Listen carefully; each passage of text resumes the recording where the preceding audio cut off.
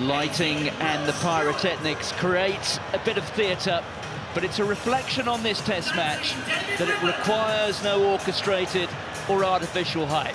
This is Test rugby in its rawest form. England against New Zealand, a year-defining 80 minutes for both of these teams, and the first time they shall have met for 3 years and 3 weeks. Well, less is more, a frequently preached sporting mantra, but one that is all too rarely observed. But that's certainly not the case when it comes to test matches between England and the All Blacks. Well, the conditions are excellent. It's been dry in London for the last few days, 8 degrees centigrade. It will get a bit cooler as the night goes. The wind really negligible. It's a late afternoon kick-off local time, so we're under the Twickenham lights. Well, here's the head-to-head record between England and New Zealand. A rivalry which goes back to their first meeting at Crystal Palace here in London back in 1905. The All Blacks won that 15-0, and that has been the theme over 117 years, with England winning just 8 times. 5 of those England victories happened on home soil, with 1 draw 25 years ago. But it's the All Blacks who dominate. They've beaten England on each of their last 3 visits to Twickenham. Well, welcome wherever you're watching in the world. I'm Martin Gillingham. Alongside me, the former England scrum half, Dowie Morris. Well, Dowie, fond memories of England All Blacks test?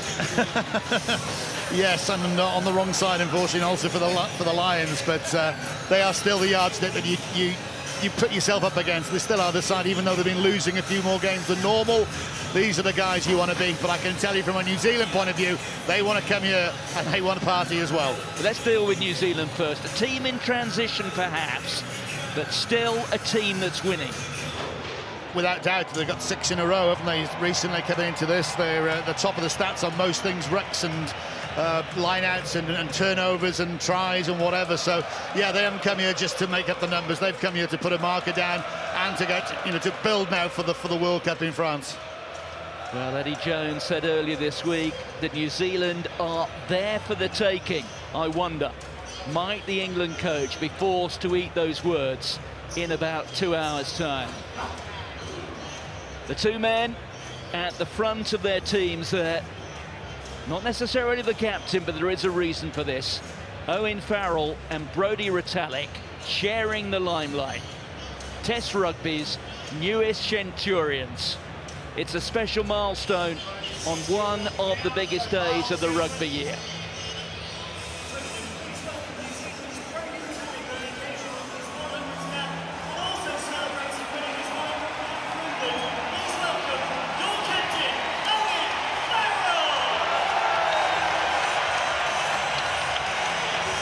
Well, Farrell will be wondering whether England's stars can align today since that almost perfect performance in the Yokohama World Cup semi-final. They've shown but rare glimpses of that form. This England side, desperate to rediscover its best self. Well, it may not have been a vintage year for the All Blacks, but it's worth noting they won the Rugby Championship, and that with both tests against the world champion South Africa having been played away from home, and they arrive here, their final destination of 2023, having won 6 straight test matches, and that is more than England have won all year. So the players moving into position. Next we'll have the anthems, starting with God Defend New Zealand.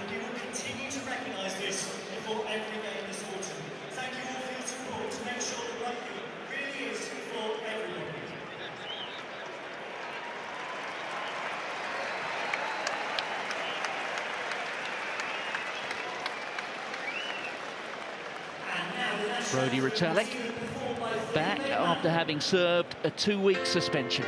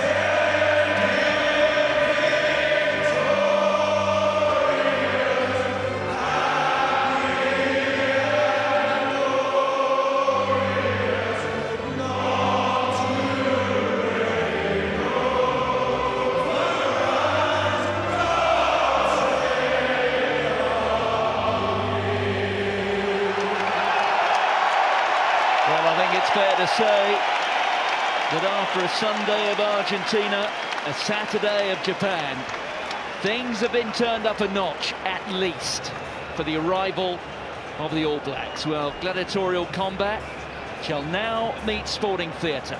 England and Twickenham rise to acknowledge the All Blacks challenge.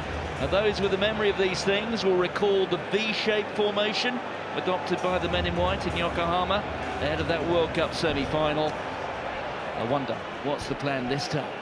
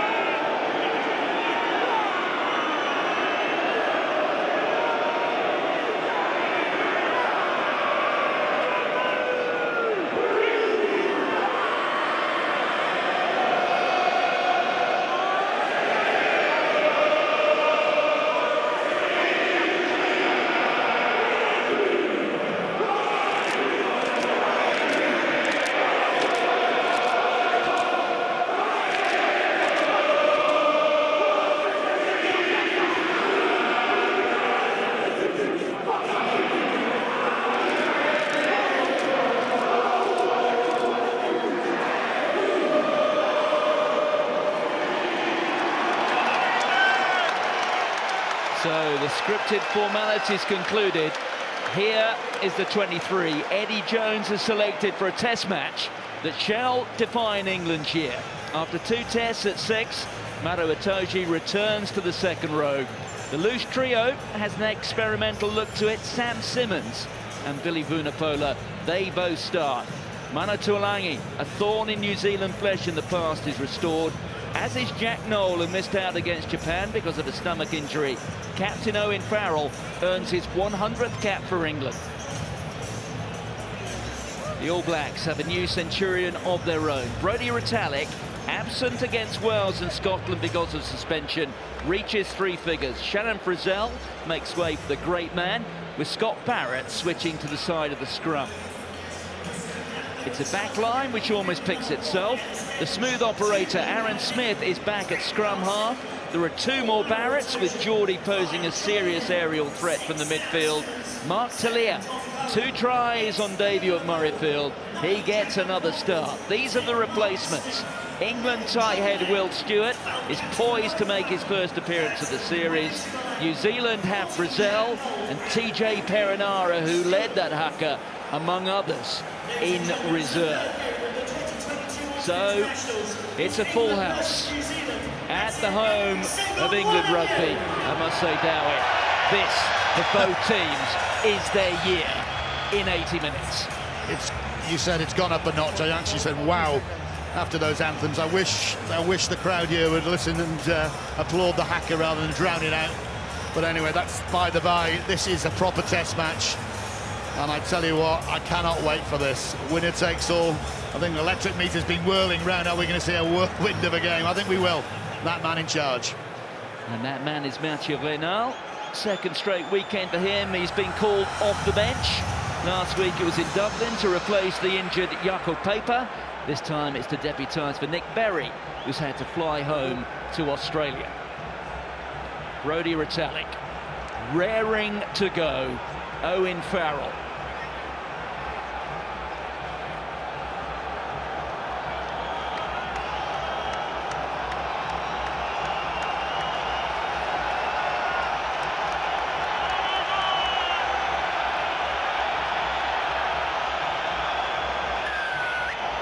The All Blacks have been bristling all month ahead of this clash.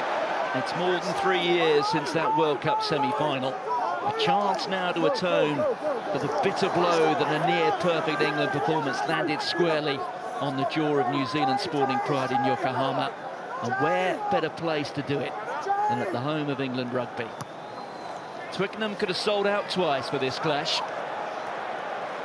The catch there from Bowden Barrett onto Aaron Smith. That was Terrell Lomax, back from Smith onto the captain. The arm is out from the referee. Good start. We're going to see plenty of box kicking. That's not a bad one from Jack Van Poortvliet. Wonga he knows that he's a bit of a will-o'-the-wisp. He likes to move the ball through his hands. He's going to get tremendous service from Aaron Smith. But again, it's the boot that will dictate where his forwards go and where they launch their plans from. Just saw a glimpse there of Kyle Sinclair. You do wonder just how much that England front row might be tested in terms of the All Blacks at the moment. When you look at the now settled front row, it is the land of the giants. Here's another one, Dalton Papali'i, sporting the blonde rinse. Inside there from De Groot, driven on by Ardi Savia. Here's Smith. The captain, Sam Whitelock. Touch there for Geordie Barrett. Rico Ioane. Smith. Impressive start this from the All Blacks. Barrett. They're within 6 metres, the men in black. Another powerful carry forward, Maro Itoje. An important intervention from him. There's Barrett with a quick hands, floated out by Mayanga. And Rico Ioane, well, that was well read.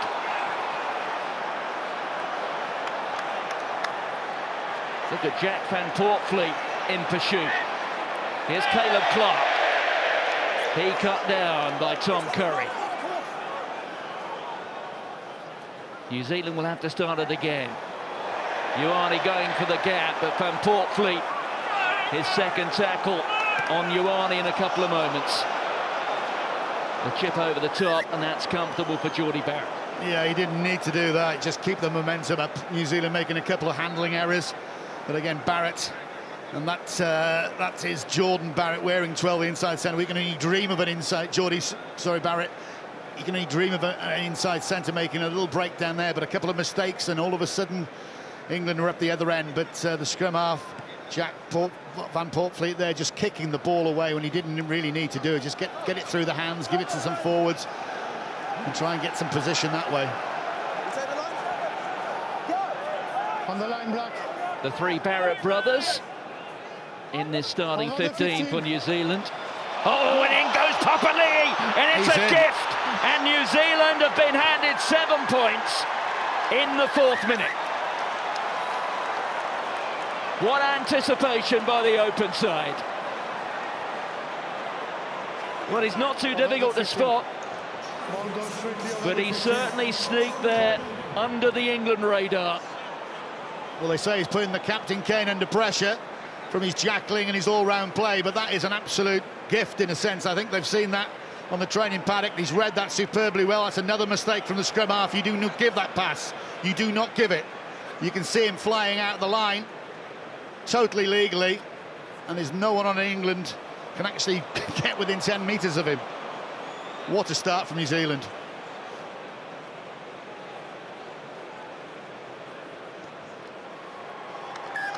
And that's so comfortable for Geordie Barrett, who takes his points count in Test rugby to 269.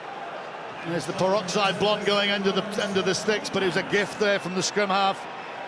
Jack van Poortvliet, again, they can't quite believe it. The bench, Perrinier, he's there.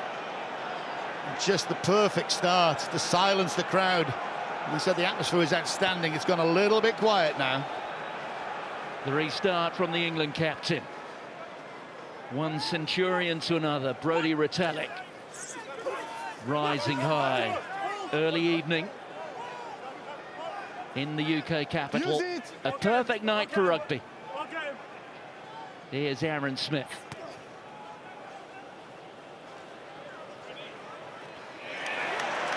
Freddie Stewart commanding under the high ball all series, demonstrating that again. But there is a little knock-on. Right, the big boys have come to town to play some rugby here, and England got to wise up. Again, they're not putting enough players in the wreck. They're actually podding outside, waiting for the scrum half to pass the ball when the ball isn't presented back good enough. That's the key area. Again, there's hardly any English forwards there. There's 2 guys, there's Cowan Dickey, and then obviously another mistake from the scrum half. He knows that, but again, we need more forwards in. Well, Jack van Poortvliet, just 21. He's had the Midas touch since he first wore the white jersey. This, though, a test of character. He's just got to calm himself down. The nerves will be out there. you know, facing the hacker. It's one of those things. The atmosphere, Twickenham getting off the bus, getting all the good wishes. Now it's game time. And up against Aaron Smith, one of the best, if not the best in the business as far as passing and, again, orchestrating his forwards round the field. Now he's got to put those mistakes, Van Portfeet, to the back of his head and just get on with playing some good rugby and calm. The two New Zealand props, aggregate weight about 250 kilos. Mo'unga with the kick pass. Landed on a sixpence. Caleb Clark stepping, getting around Tuolangi and Noel. There's Aaron Smith. Mo'unga being met by Marcus Smith. Crucial tackle. He did well, did the young Harlequin. Well, he had to do well. They normally hide Marcus Smith on the sideline. You don't want to be having him trying to orchestrate the big traffic coming through the middle. But he did put his shoulder to the wheel. But the ease with which Caleb Clark stepped both Noel but what's Smith and the there? next tackle. Sorry, Marty, but what's Smith? He just comes in, he buys 2-3 yards for the fly half, pulls the ball back. That's the kick pass. That's effective of any pass. You know, even the All Blacks do kick. You know, that's a positive kick there. And this guy, again, a little bit of space. Noel sells himself again. You've just got to stand off these guys because you know they're going to step. You know they're powerful. You know they're fast. And I think the difference between these back lines is if you had a sprint race, the first 4 out of 5 would be wearing black. That's it, but it's something that Eddie Jones and the people around Twickenham don't know. They know that. You know, when the White Hawks and the forwards are producing good, powerful ball and they're running onto it, it's great. You don't get isolated in a sense. And this New Zealand side have come to play. So if they get the set piece well, which they seem to be with those guys you mentioned in the front row doing their job, this could well go into the corner here. Hinging. Elbow half, please. Well, it's quite a transformation from New Zealand when you consider that performance in the middle of the year. I say the middle of the year, the middle of the rugby year at Nelspruit, when they really were very poor against the Springboks. But they've now won 6 on the bounce. And this, on the evidence of the opening 8 minutes, is a New Zealand side very much on the upgrade. Cody Taylor, who himself has had his problems this season on the rugby pitch, getting back to his best form. Some of the big fellas coming in. Cody Taylor's there. Has he got it down? And the referee says yes. New Zealand have a second try, and we've been playing 8.5 minutes. Amazing. The captain, he went for the corner, and then the rest of his charges did the trick. Cody Taylor. Again, hookers normally have that ball right at the back. You could just see him spinning off right, then the rest of the backs come down. You think Phil Love no money, that ball has gone down. Just watch now. There they go, they're spinning around it towards the posts. England try and just hold it up. Now the backs come in, they're not needed. No one goes in to stop. There's only Simmons. Marcus Smith doesn't want to, and eventually gets it down. The referee's in that ideal position. Again, you've got to say that Scott Barrett is right in front of the ball carrier, but it doesn't really matter. It's allowed. I think, well, England are shell-shocked. The crowd are shell-shocked. 2 tries, as you said, Martin, in 8.5 minutes. Well, Cody Taylor suffered a dip in form during the Rugby Championship. Ian Foster left him out of the starting lineup. He was having, well, we associate the yips, don't we, with putting from 3 or 4 feet in goal. Well, Cody Taylor had that with his throwing, but he's come back in, and he's come back stronger and better and with confidence. 2 tries against Wales, and now 1 against England. And Geordie Barrett, one of the straightest shooters in world rugby, makes it New Zealand leading England by 14 points to 0. And the men in white are shell-shocked. Yeah, 76 possession from the All Blacks. Again, didn't respect the hacker, the crowd, and don't poke the bear too early. That's almost what they've done, England. Now they've just got to regroup, don't get too phased, and really try and put some pressure on this black side that's come forward with some force. Well, they call Brodie Retallick the guzzler, and he certainly guzzled up that restart. The kick pass again effective to Clark, but that time Jack Noel was alive and awake to it. Well, that's okay. You say they think that ball was going to go box kick from Aaron Smith. It isn't. It's again. It's another kick pass this side to the left-hand side again to Caleb Clark. This time Noel reads it a little bit better. He can't get out. So England now just need to build something. I think a catch and drive of their own. Well, England have had no meaningful possession so far. There's Marcus Smith. Now a chance, perhaps. Big hit. Manatualangi getting no change out of that black defensive wall that time. I think it was Riku Ioane. Here goes Smith. Out to Johnny May. Not too much space to operate in. Can't get past Talia. Tom Curry. Genge with a carry. Taylor with a try and now a tackle. Sinclair. This is better from the men in white. Van Portfleet has a little look himself. It's there for Sam Simmons, wearing 6 in professional rugby for the first time in his life. Van Portfleet. Johnny Hill. Rico Ioane sits him down. Curry. The captain that time, Sam Whitelock.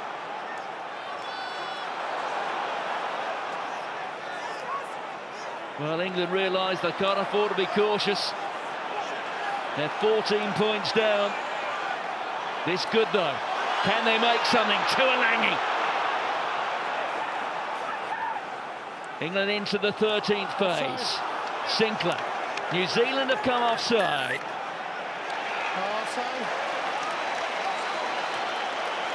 Better from England. Just one-out rugby, straight rugby, forceful rugby, powerful rugby.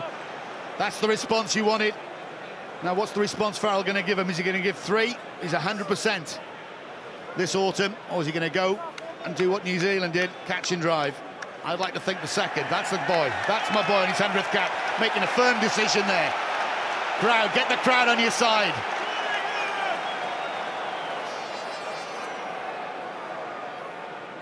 New Zealand.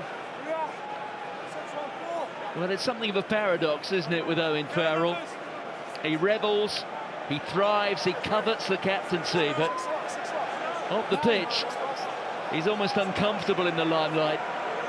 But this, as much as anything, a test of his leadership. Can he raise England out of the dirt? It is a penalty. England getting things wrong at the line-out. So this is what I've been saying through all autumn. Coming into this, referee's had to, it's called obstruction. So if we see this again, Itoje goes up, and then is it Hill, who is it? No, it's Billy Vunipola, who's right in front of him, but that is no different to what happened down there with New Zealand's line out. And Scott, I keep getting this right, I apologise, Scott Barrett, who normally plays in the second, he's playing blindside today, gets in front. So you can see Vunipola is there. What has to happen is, well, we'll talk that through in a minute. Freddie Stewart, who by this time last week had scored a try. There goes Itoje. And England penalised again, that time flying off their feet. And Vunipola points and says, me again? See, this is where England have to learn again. They're starting to give penalties away by getting back into the game. Be clean. There is no problem. That's silly. How many reps do you think these guys hit in a training session in a week? And they're all good. They're all relatively, clean, 100%. You stay on your, take your weight, stay on your feet. This time you see Itoje just going forward. Billy Vunipola's in the van behind him. Look, he's just flopped on. The crowd can boo, but actually, technically, he's totally wrong, and the referee is totally right. Frustrating after England doing so much good work. Well, it's a test of the leadership of Owen Farrell. It's a test of the coaching smartness of Eddie Jones, who said at the start of the week that New Zealand are there for the taking. Not on the evidence of the opening quarter of an hour. There's Aaron Smith out to Geordie Barrett. Again, it's another one for Caleb Clark. Oh, and that time slightly overhit. And Freddie Stewart, who is just about everyone's equal in the air. Well, New Zealand can play with two receivers as well. That time, again, they love kicking to this left-hand side with Caleb Clark. Causing trouble is a clear tactic from the coaching system there. Joe Schmidt is back on board, and he has an eye for little minutiae of things to do and things where England could be possibly weak, and they've kicked their that's that 3 times now. Well, Joe Schmidt, I think it's probably fair to say now the number 2 with New Zealand, which is where he carved out his reputation in Europe. Remember when he was Vern Cotter's number 2 at Clement Auvergne. All the lineouts going to Itoje at the moment. England wanting secure ball, they're getting it, but I don't think they're going to be getting much change on that All Black pack from there. Well, Luke Cowan-Dickie just looking underneath to see where Van Poortvliet is. Tyrell Lomax there competing for it. Use it 9, please. So Van Poortvliet being told to use it. He's being chased down by Sarvia. And there goes Whitelock. Sarvia, Moanga, and look at the black jerseys. Talia, there's Rico Ioane out wide. Perhaps he should have used him. 2 metres out, New Zealand. Barrett's in there. So is Papali'i. The alarm bell's ringing for England.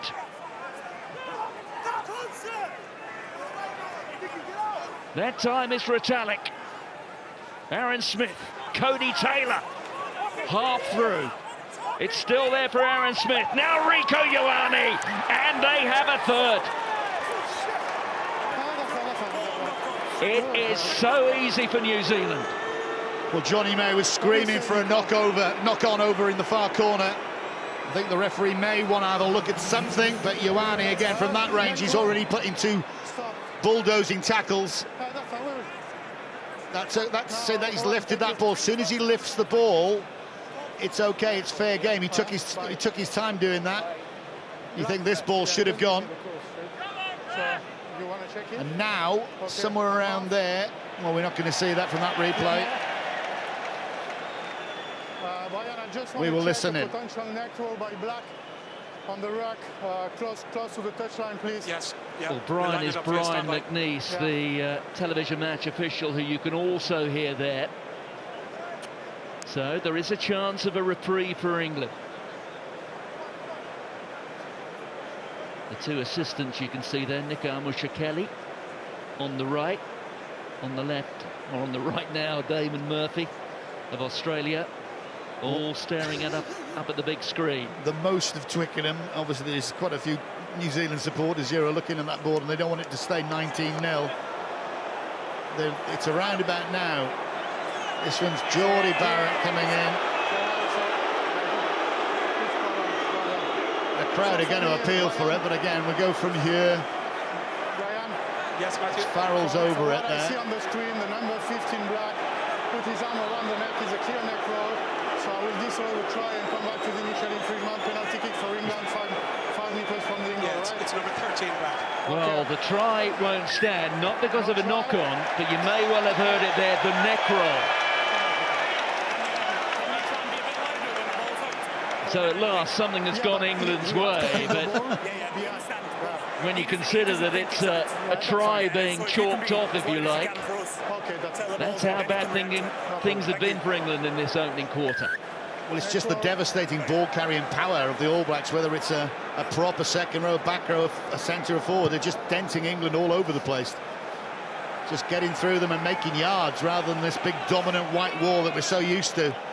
Tackles made already. Well, that's 31 to England, 33 to New Zealand. So there's even Stevens there, but there's 4 missed tackles from England. Well, there are some critics.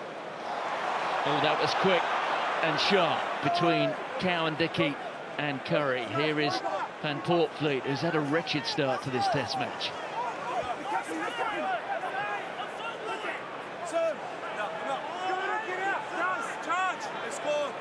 Use it! I think Van Poortvliet might get this away a little bit quicker than he did last time. That doesn't have enough depth on it, though. May's underneath it, but it's Talia. Earning just his 2nd cap today, 2 tries last week on debut up at Murrayfield.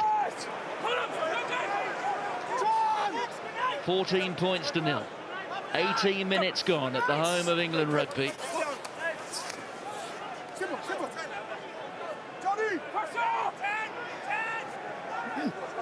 Today was the day when the great master plan of Eddie Jones was going to be seen to take shape. Not so far. That was Bowden Barrett. His brother Geordie getting there and knocking it back, but then it's knocked forward. Well, we're going to come back all the way across. It's going to be a penalty. Okay, thank you. 9 in front of the kicker. Well, it's Aaron Smith who's penalised, and a cheer for Twickenham. In front of the kicker. But I have to say, Dowie, it's got a slightly ironic tone to it. Yeah, it has really, because, well, you've got to say New Zealand are toying with England at the moment, whether the kick, he sort of shapes up, Aaron Smith shapes up to box kick that ball, and he passes it back to Moanga, and then it goes across field, but I didn't quite see why he was in front. It doesn't matter, the referee's there, he's making those decisions, so England now have got a total reprieve. Can they make the most out of that? They've had 7 points, well, 5 points, possibly 7, scrapped off, and now they've really got to start doing something, but again, keep clean, don't give pens away. Well, you may have seen that graphic there saying that the ball went into touch a little more than 60 metres from the All Blacks try line. That part of the smart ball analysis, which is delivering insights on the skills and actions of players across key areas of the game, a new dimension to Test rugby. The microchip inside the ball there.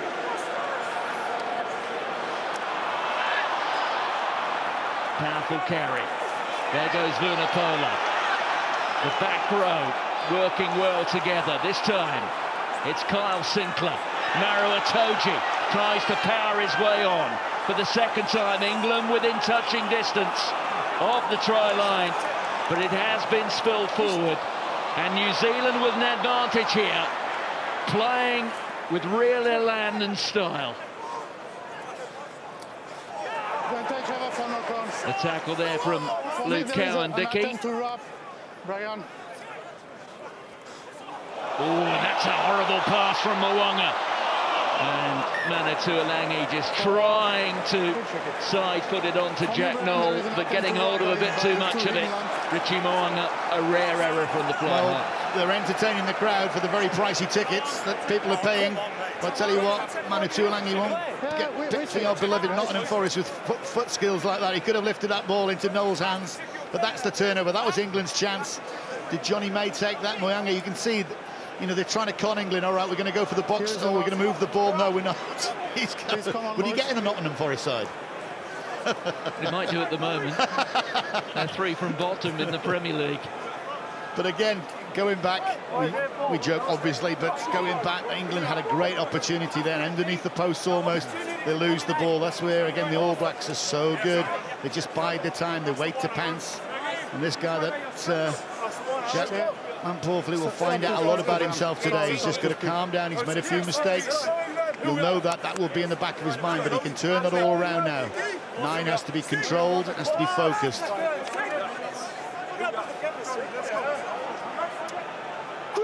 Great opportunity. Look at that scrum, right just to the right of the posts. Options all over the shop. So from a situation where they appeared to be on their way to being 21 points down, England have a chance here to get back into the game. You can see the whole New Zealand pack long-legged there. They've fallen. Scott Barrett saying they're pulling away England. Trying to con. I don't think anyone's pulling away.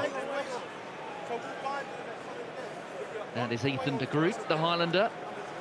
Man from the deep south, Invercargill. Weighs in at a cool 122 kilos, but not as much as his mate on the other side of the front row. Tyrell Lomax, 127 kilos. That's combined weight of about 40 stones in the old money. Both men well over 6 feet tall, 6'3", 6'4".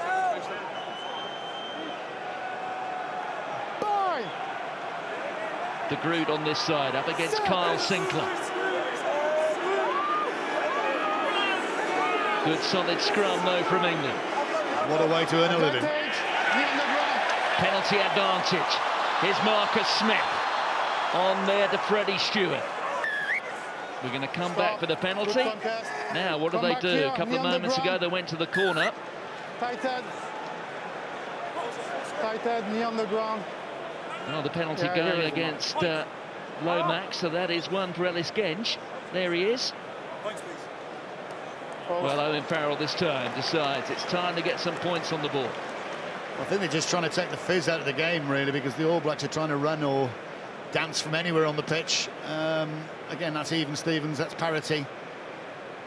They're not going anywhere there. You thought, like last time, they might kick into the corner. The calls come to go down the blind side.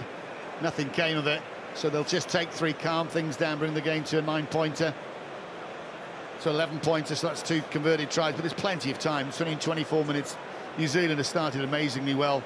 Had 1 try with Ioane crossed off, so they could be well ahead. But I think this is probably the right decision.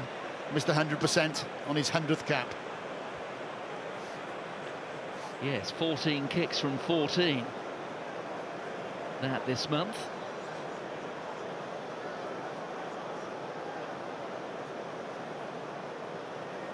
A man who admits himself he doesn't take compliments well.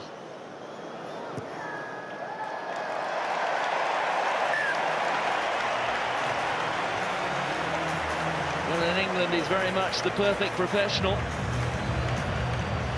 His mum watching him today, rather than going to see his father. Ireland playing later.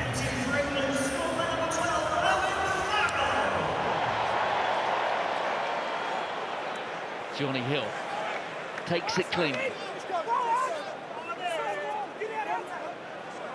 Just 25 minutes gone. So much has happened. Use it. There's Van Poortvliet. New Zealand know what's coming. That's a better kick. Bowden Barrett called for it, but it was the big paw of Noel which sent it back on the England side. Farrell, long pass out here to Tuolangi. Johnny May takes on Talia, and that looks a little bit high. It is a penalty. Not dirty again, but it was high. Seatbelt tackle, nothing wrong with that. We see them all the time. You get a medal in rugby league for one of them. But no, it was right. England trying to move the ball to Johnny May's side, and I think they just missed touch, which is unexcusable. Yep, just getting a little bit too greedy. Here's Bowden Barrett, and look at the All Blacks playing with such freedom. Satin in front. Well, not for the first time. There is an All Black ahead of the kicker. Satin, It's Ricky Ioane. It's not his day today, is it? He's like I said, he's had a try. You are 1 meter in front. You're not allowed to run in front of the guy, and actually it is stupid. We see it so many times on kicks, people trying to run people out of the way. That time Ioane was stopping. I think it was Jack Noel trying to get across to tackle Caleb Clark. There was no real danger from England. You know, Clark puts his boot on it, they make another 20 yards, but as it's happened, it's a bit of stupid giving a penalty to England. England pump it back up there, and that's exactly where they want to be. On the line, Black. Owen Farrell, a little more conservative that time. Well, Eddie Jones said just 9 days ago that England need 3 line-out jumpers. Today they have just 2. There's the second of them, Johnny Hill. The first one, Maro Itoje. The change made in an attempt to combat the power of that New Zealand back row. At least that is the theory. Well, somebody's got their arm on that, and I think it's a black arm, and that's exactly what's happened again. Not clean, England. You're supposed to have one of the best line-outs in the world. Well, they do on the day, don't they? Itoje rules the airwaves around normally around Twickenham, but isn't there? Again, New Zealand almost second-guess them on every opportunity. What to do, where to go, get their arm in that, hold them up, turn the ball over. New Zealand with 3 obvious line-out options. Eddie Jones. Well, he's a man with previous when it comes to getting the old shepherd's crook out. Okay. He's done it with the likes of Luther Burrell in the past, Danny Kerr more recently. You do wonder. He's got to do something a little bit different. He has, you know, Kerry can jump. He's obviously a good lifter, but he can jump. Yeah, he's the number 3, really, isn't he? And he's got Jack Willis on the bench, and to Eddie's words, he's got a lack of line-out experience. And this is a good scrum. My word! Whoa! Well, this was the fear for England. De Groot, Step Lomax, around. and those two juggernauts in the second row, Whitelock and Retallick. Well, that isn't a good sign for England supporters or England front row. De Groot, they normally do this to other people.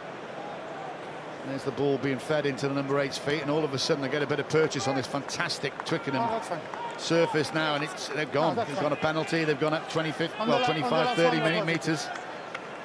Well, there's no doubt that New Zealand's improvement can be charted according to the recruitment of that fella into the starting 15.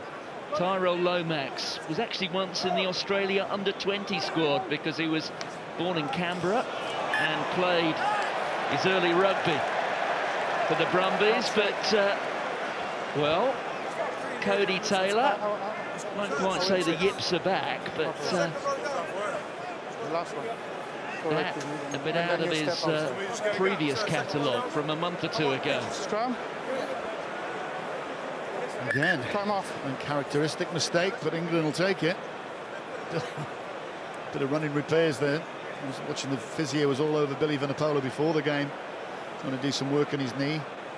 Tom. But again, they've been hit by not so much a black wave, but they've just gone through England too easy. Normally the line speed England create is frightening sides, and they don't get any go forward, that momentum, that great word we use. But the All Blacks very easily have dented this England midfield, gone through and got yard after yard, and that's easy then for a 9, easy for a 10 to pick it, and easy for the forwards just to pick a line off the scrum half, because he becomes the trigger.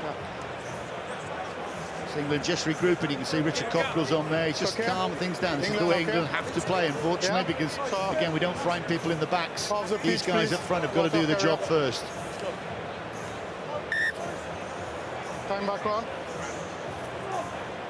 The All Blacks, without a doubt, will have read the papers over here and back at home. The stats tell us that were New Zealand to lose today, it would be their worst return in the calendar year since 1998.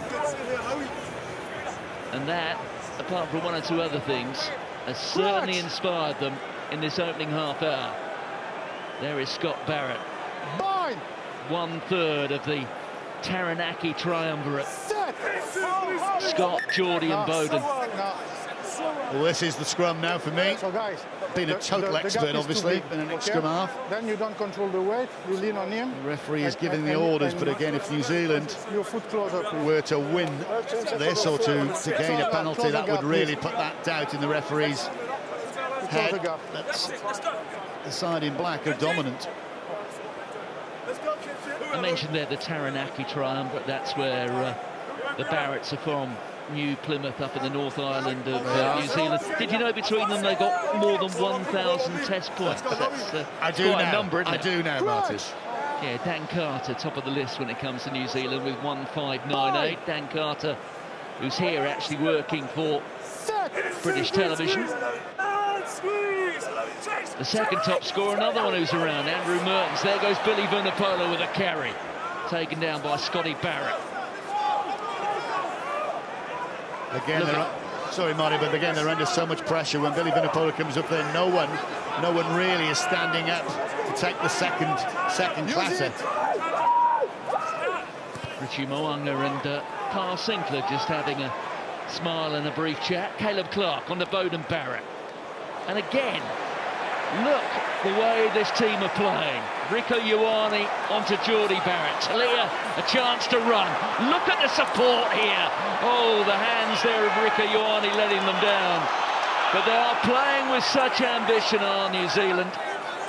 But it's not risky. You know, they come... Good contest. Just watch what the referee's given you. Knock on. There's a knock on there, but you just see the kick over there. It's not a risky kick, because he knows the winger's going to take it. He's going to ride, watch this. He rides the tackle. He knows Johnny May's there. Ioane's a big lad. Pops it back inside, so there's no hassle there. Telili then goes back inside. And this is unfortunately where it happens. Ioane again, it's not his day.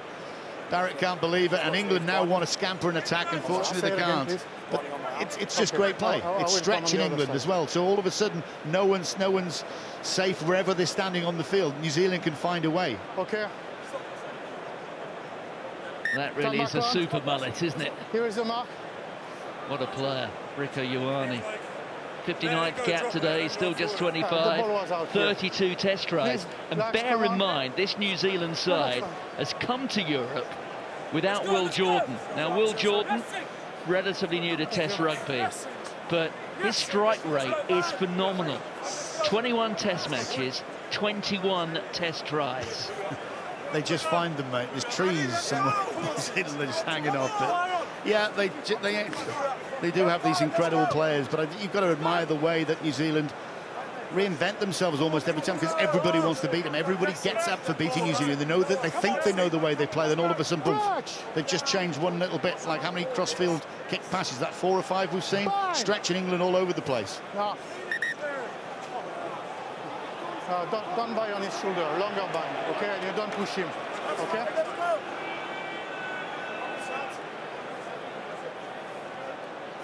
So New Zealand leading by 14 points to 3. We have been playing 33 minutes here at the home of English rugby. Have you pushed the wrong button again? Got rid of the clock. There you go. That's fantastic camera work. Yes, we do have a few problems with the one or two gremlins in the works when it comes to the graphics, which is why we haven't got the score there. But a very sharp-eyed cameraman getting us both the clock running and the score. Better from England. In microcosm, it rather sums up England's day, doesn't it? So far. Here's Van Portfleet. Johnny May immediately closed down. Sorry. Oh, that's fine. No scrum half. And it's a penalty to compound things. Again, I think Ben Youngs has to be warming up in the moment. The scrum half, he's frazzled out there. Jack Van Portfleet, they've just gone down the blind side. Really, that ball has got to go back to the 10, and the 10 has got to create something. You can't go up a blind alley with Johnny May with no space whatsoever. That guy needs space. It was too easy for Aaron Smith to get across, and Scott Barrett, the result, penalty again. Sorry, but you know, I don't want to put down on a player, but he's scrambled at the moment. The winger is offside. Ball is still in the scrum. Yeah. Okay. I mean, you've been there yourself, Dowie. I'm sure you, in your illustrious career, you had your good days. You'll have had 1 or 2 bad days. I'm inclined to think that even the stuff that you tend to do instinctively when you're having a bad day, you think about too much. This is when you want a really strong 10. Give me the ball. You just calm down, give me the ball, get your forwards going forward. He's done that before the referee, hasn't he? Yes, remember the time wasted in Melbourne. All for it.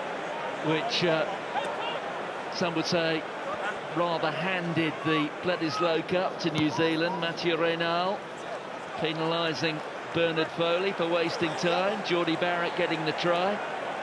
He's trying to do his best for England, but coming back to the point, you need someone to roll the sleeves up, and at the moment England are not doing that in the forwards. New Zealand are up in the pace, they're making mistakes themselves. It's just keeping England in the game now, really in the game. There's the yips you talked about. You can smile, but you see the pace that they want to play the game. That ball, normally if that was an England liner, they'd take another 30 seconds to get everything right. Boom, right. In hindsight, they should have taken an extra 30 seconds, New Zealand, but you see the pace they want to put on it. Well, New Zealand have got Samasoni Takeaho, replacement hooker, on the bench. Who is a more than capable deputy, should he be required. He can carry a ball as well. So here goes Cowan Dickey to Itoje, into the hands here of Billy Vunipola. It's Sam Simmons. Well, in that World Cup semi-final, one of the great England performances the last time. Oh, and Van Portfleet charged down, and it was Barrett. And those men in black really are just haunting the young scrum half. Itoje. As you can see, rolling. Jackler in position, next foul on the ground. 3 or 4 minutes to go to half-time. Oh, New Zealand leading by 14 points to 3. Penalty after penalty. You think initially that, Itoje's helping at the scrum half by taking an extra couple of yards, give him a bit more space. But again, where's the communication? I don't see Marcus Smith shouting anything. I don't see, Farrell on his 100th cap. Eddie Jones, you need to do something, mate. Sorry. Again, Something needs to be done out there because communication isn't great and decisions aren't great. So let's see how Cody Taylor goes this time. He's gone to the guzzler. You go to the 2-ball, mate. Go to the man at the front every time. Done. Here he goes, Taylor. Last 2 minutes of this first half. A first half which has been largely a demonstration by New Zealand. They're trying to buy a penalty here, New Zealand, the correct thing to do. Papali'i, who started it all off. Talia. Almost getting through the tackle, but when Portfleet eventually got him down. Mo'unga. De Groot. De Groot's got really soft hands. We saw it there. Farrell looks like he might have hurt himself. Mo'unga stepping his way through. Simmons, the offload to Savia.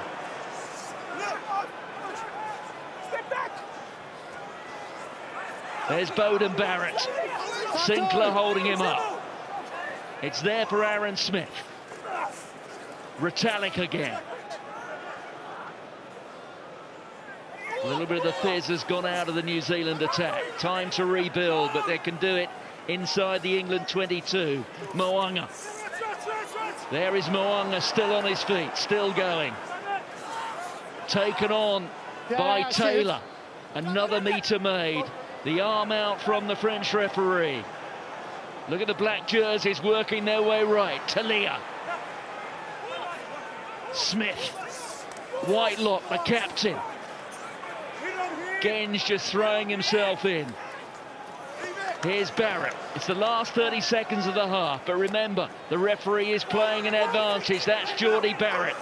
New Zealand determined to get a third before half-time. Here's Aaron Smith. Options left and right. De Groot. Smith again. Ioane. He himself keen to atone. Oh, and that was hard and fast at Geordie Barrett. And that came faster than a slip catch. I think Aaron Smith knows it. It wasn't meant for him. The clock's in the radio. Well, I bet will be the last play. He's coming back for a pen. I think they'll take 3 from this. But again, that was made for Caleb Clark, that pass from Aaron Smith. But he's seen New Zealand again. They don't have to be too fancy. They're one-out rugby. Give it to the wings. Try and get round the corner. Try and get round the edge. And if not, you just hold the ball, come back in play. Farrell on his 100th cap has twisted an ankle there, but you just see the way they attack, whether it's Barrett in the centre, Mo'unga at 10, they step. We've got nobody who steps, nobody who asks defences a question. And even if they're not going too far, they still gain you a yard outside to go a yard forward. Well, this man doesn't sit down easily. There's a shake of the head there, and you do wonder, it hurts for Owen Farrell. No, he doesn't come off, mate, that guy. But again, this Mo'unga there, he actually plays like a back row forward. He'll take it, step. There you go, he's just done Kerry. Step, go forward. He's done Vunipola, done the scrum half, done Samson. He's run through the back row. And then he passes to the back row. That's the difference. Well, we're getting quite a bit of booing at Twickenham, and I suspect much of that is in frustration.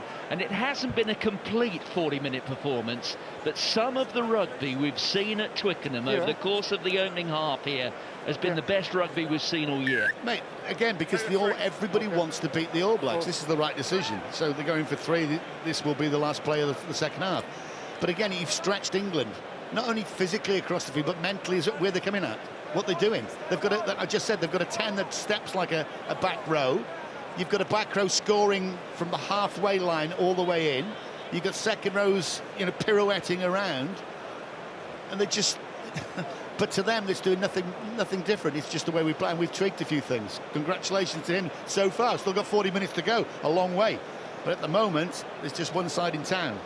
And such is the fickle nature of professional sport that Ian Foster, the head coach of New Zealand, he was, to use a bit of football parlance, under pressure just a matter of weeks ago. They've now strung together 6 consecutive victories, and at half-time at Twickenham, it is New Zealand who lead England by 17 points to 3. There is the tale of that opening 40 minutes, and Twickenham is shell-shocked.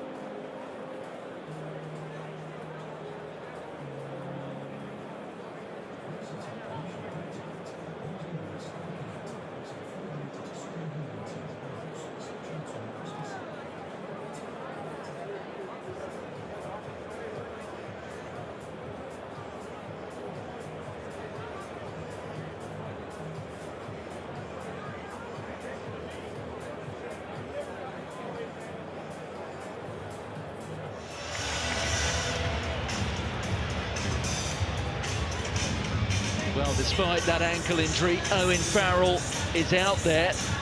So the indications are that England are starting this second half as they finished it. Well, Eddie Jones has probably had 10 minutes in there. What might he have said? What might he have said? Well, we're England at the moment because they're getting beaten in every facet, really. There's been a few mistakes from New Zealand that have kept them in the game. They've been outfought and outplayed. New Zealand able to, with a kick pass, to drag them across the field. They don't look threatening in a sense, so they just need field positioning. I just hope Farrell is 100% fit, because if he's not fit, he shouldn't be on the pitch. So get some field position and do what England have to do and just get the set piece sorted, because that's the only thing they can throw at New Zealand at the moment.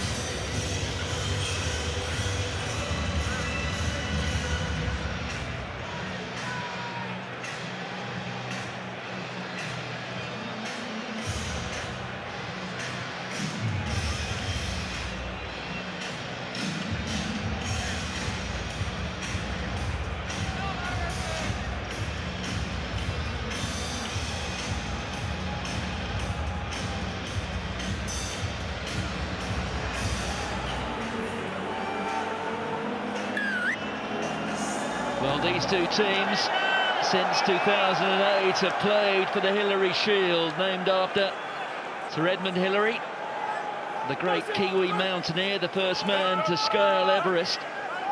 Well, you could say, at 17 points to 3 down, England have something of a mountain to climb, but they do get the first big decision of this second half. Right, good start. OK.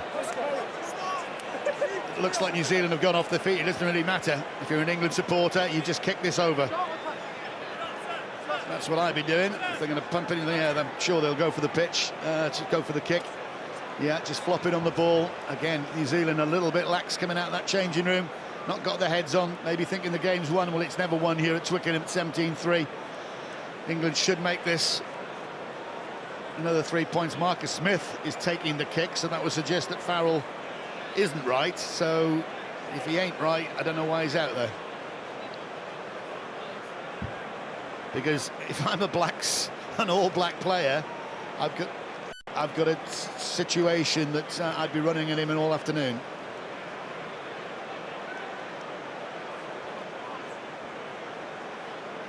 Well, the scoreboard and the clock that we normally have on our screens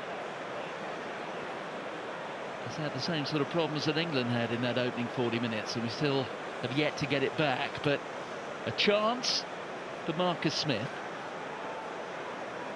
to narrow that deficit to just 11 points.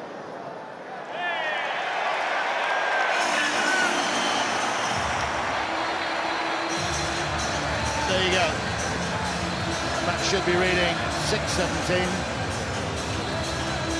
But again, All Blacks just a little bit too, well, lazy, lackadaisical there. So again, England on the board first is one thing that Eddie Jones would have told the guys, I'm sure. Score first. There it is for Jack van Portfleet. Use it. They know to use it by Mathieu Renal.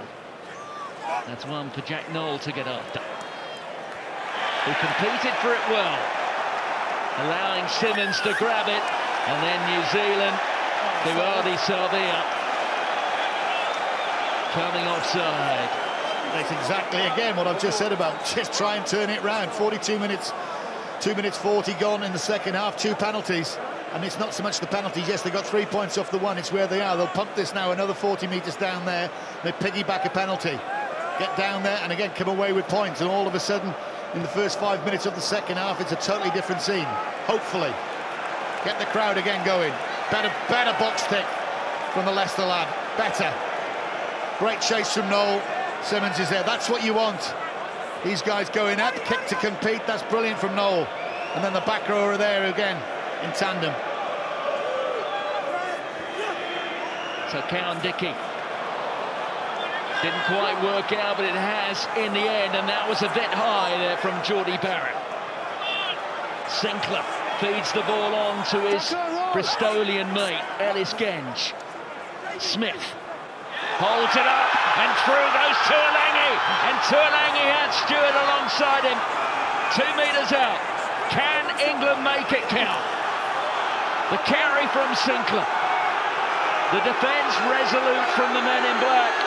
Surely this time. They came this close a couple of times in the first half and couldn't make it count. So crucial. Billy Vunipola has a go himself. It did rather happen in slow motion. New Zealand there were appealing for the knock-on, but there are white jerseys. Johnny May. No way through. The tackle from Aaron Smith. The referee was playing an advantage. On a free play there, so again, it was the right thing to do to chance the arm. But it's pretty, New Zealand defence been pretty claustrophobic all evening now. Can I call it evening? Yeah, I think I can, can't we? What are England going to do? Tap and drive and just go for it. Why not? There goes Genge.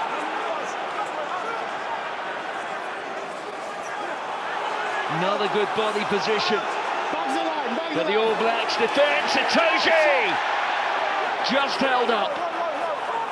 A few blades of Twickenham grass between England and the try line. Another go. Sam Simmons is in there. Now it's Vunipola.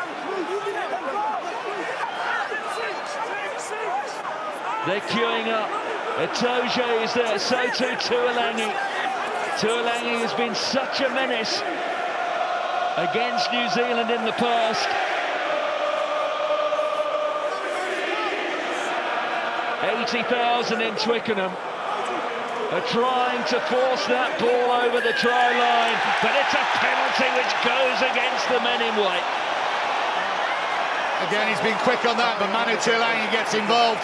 As soon as a back comes in, something happens that they're not used to doing it. But again, it's a great sleight of hand from Smith. That's where I want to see Marcus Smith playing. On the game line up there, putting Tuolangi as inside centre. He's the get-out-of-jail card, but he can also play a bit of rugby. I don't think that was the infringement. I think it's when Tuolangi there, you can see him strapped, and then it's the flop over the top. You're not supporting your weight. Could have gone either way, but again, England overplaying their hand. You wanted a brave call then to get the ball out to the wings. It didn't come. But they're still down in New Zealand, just outside New Zealand's 22. It's a better start in the second. It had to be a better start for England. Taylor goes short to Retallick. Oh, and look at this drive. Cody Taylor just pumping his knees. It's all too easy for the men in black. They're within a metre or so of halfway. Running out of real estate, though. Here's Talia. Straight into Itoje. Take some mark, please. Made good metres, though. Geordie Barrett. Mo'unga. And he's stripped. Okay. But the referee was playing an advantage. And, well, Tom Curry, Richie Mo'unga, Marcus Smith, Geordie Barrett, pushing and shoving. Nothing serious. It isn't serious, but again, it's just frustrating for England because, again, you had a bit of pressure on New Zealand.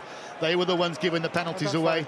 Scott Barrett gets a bit of running repairs. That's the scoreline. Sorry, the scoreboard isn't working on your televisions. It's nothing to do with us.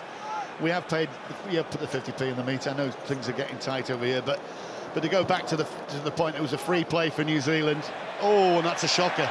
Mo'unga misses touch. Freddie Stewart fires it upfield. Talia just forcing Beauden Barrett to reach as high as he possibly could. He's the shortest of the Barrett brothers. Itoje falling on it.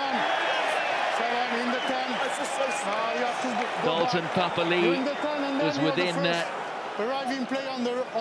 10-metre radius circle.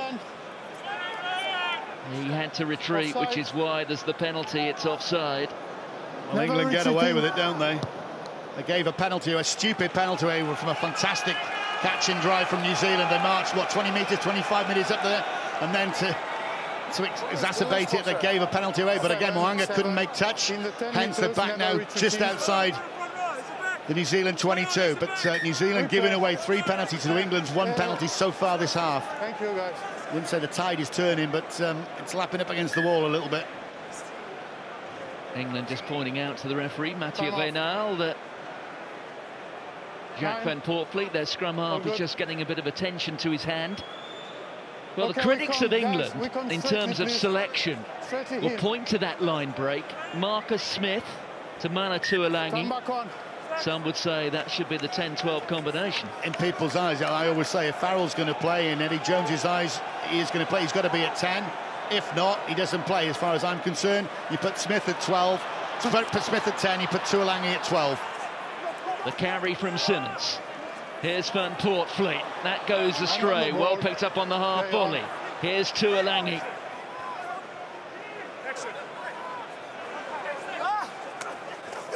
It's 10 years and 2 weeks since Tuolangi tore apart New Zealand on this ground. The ball going loose. Here's Mo'unga. I'm just going to say, we need the Tuolangi of 2012, don't we? We need somebody just to hold the hand up, to carry the ball. Free play again. Bowden Barrett. That kick pass once again in space, and look at Ioane, and Ioane's a real sprinter. Johnny May's coming across, but May can't get there, and Ioane gets the try. And not for the first time today. It was the vision, it was a Barrett, it was a kick pass in space, and England simply didn't see it coming. Well, I could see it coming, Ioane could see it coming, and I think most of the Twickenham could see it coming, apart from anything in a white shirt. Again, he got one scratched off in the first half, and this again, you got a free play. That ball's gone forward, but straight away, look at the way New Zealand want to play. It's scrappy ball, they get the ball to Barrett in the middle. That isn't risky. Again, it's a beautiful catch from Caleb Clark. Ioane knows what's happening. He's coming around the outside, and you said a foot right. Who can catch him? That's our quickest there, Johnny May. No chance. He has to come across from his other wing. This time the try stands, and I think that's the game. I don't want to write England off. Tuolangi, well, no chance. But again, they've torn England apart with this kick pass today. And that's when kicking is sexy in a sense. You know, you're not kicking away possession. Hang on, please. Hold on, this could be... All good? Okay, thank you. Come on, all good. They're saying it's all good, it's onside. I'm sorry, I'm lost for words in the sense that you've just seen in the first half, how many times did New Zealand kick pass? Two successful, you know, kick passes as well.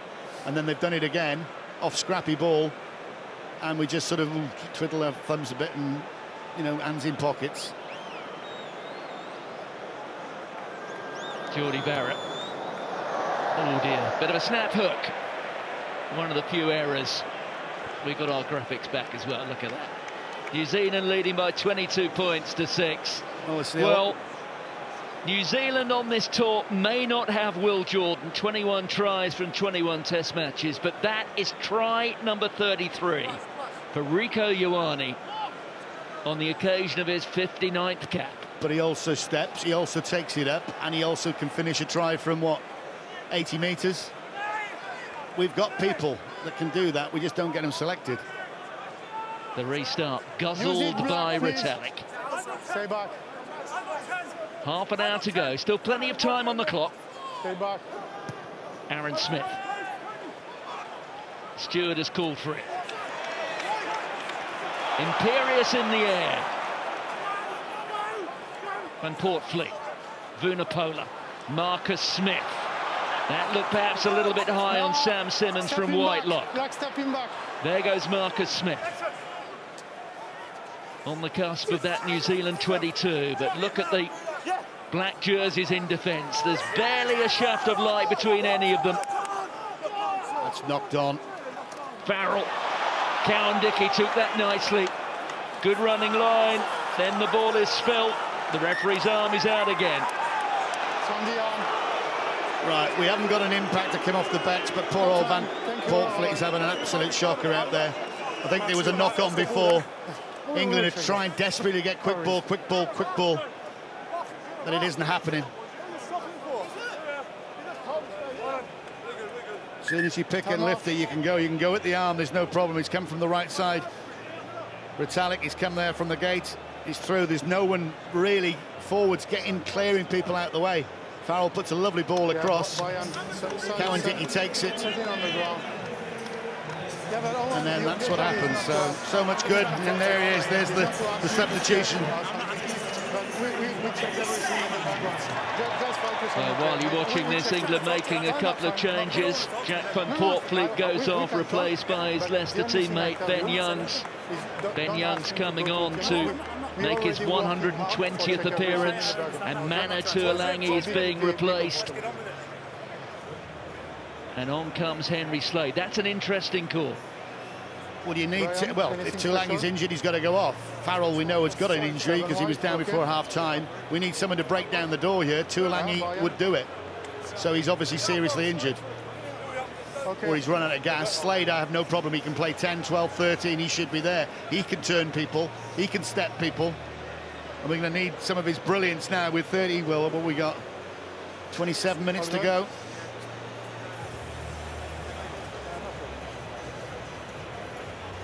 Well, those are the calls being made by Eddie Jones. The man who's now in his third decade of coaching international sides against the All Blacks. Unquestionably his finest hour was that semi-final in Yokohama 3 years ago.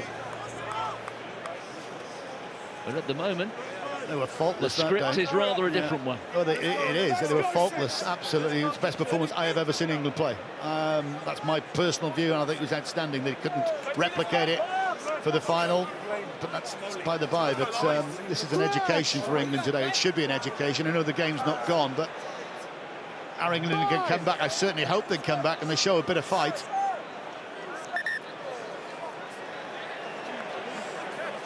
Oh, this is the. I think he's given a free kick, is he? No? Let's put the ref mic up. This is the stop break, isn't it? The new rule they brought out. The hooker is actually going to put his foot out first, or one of his feet out, obviously, to try and help the weight. And like I said, then the ball gets shoveled up to the number 8's feet, so...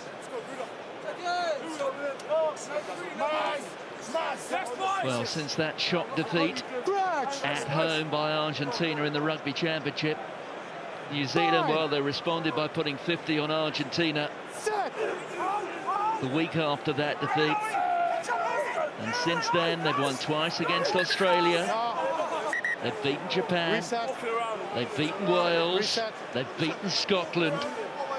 And now, that's exactly what I told you. On the evidence of the opening 54 minutes, on their way to making it 7 straight. And you're swinging around England, a little bit for final momentum. Will they come into this match in terms of the calendar year with 5 wins out of 10? Wins against Italy, Wales, twice against Australia, winning the series in the Southern Hemisphere in July, and then the victory last week, an impressive performance against Japan, but that performance and 1 or 2 others being given some perspective here under the lights at Twickenham. And those lights, well, they have shone brightly on some England deficiencies. There's no doubt about that.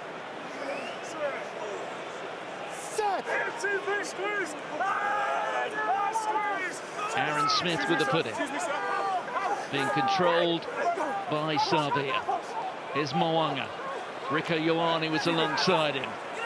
Mo'unga taking out of the 22. There's Aaron Smith. Yeah, all back on side. That is Savia. Well, Tom Curry and the ball ricocheting off the referee, so we'll have a scrum and it will be a New Zealand ball. Well, groans, moans and boos from Twickenham.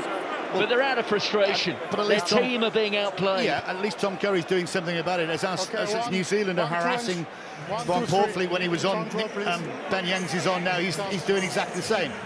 That ball was out. It's been touched. He's allowed to do that. Unfortunately, again, Aaron Smith just puts that ball straight at the referee. He doesn't quite know he's there. He just needs to get the ball out of town. But again, what it does do is take the clock down. England need the clock on their side. We've wasted 2 minutes for a reset scrum. We've got a procession of subs being made now. Maybe that front row can do some damage. But the Southland lad of Ethan de Groot's done well. And I think Tyler Lomax, as you said, New Zealand are building these big behemoths for the World Cup, and they seem to be doing a good job.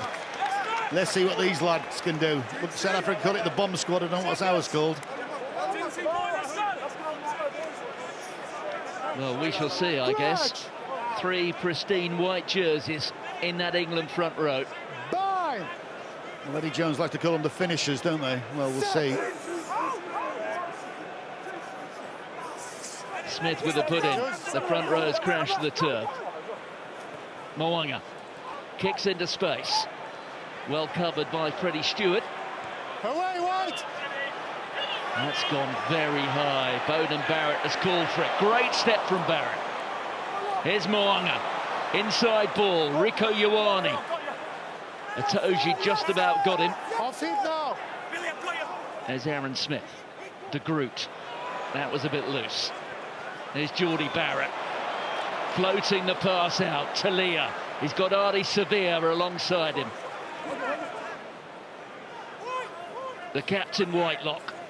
Mo'unga. Barrett. Another Barrett. Penalty though against New Zealand. Going off their feet. Fair enough. Come on, England, what are you going to do? If you're going to go kick for touch, you kick to touch, tap and go, anything. 4 black. Clock is not on your side. That time it was the Centurion, Brodie Retallick. Brodie Retallick, the nephew of John Ashworth. Okay. 2 and Rugby 3. watchers from the 1970s, early 80s will remember John Ashworth. And Scott Barrett again presents the ball. It's Retallick off his feet. You just got, again, you got to support your waist. And again, sometimes referees are always looking for the, we're not going to say the negative there, but New Zealand were trying to create something from nothing. There's a few more, not at his best day, I would say, with the dart. Scored a try. Okay. So 2 alterations in the front row for New Zealand. Off come Cody Taylor, so too Tyrell Lomax. Samisoni Tokeaho is on, the replacement hooker. So too Nepo Laulala. There's Jamie George. Sam Simmons. Out there to Billy Vunipola. Ben Youngs. Farrell.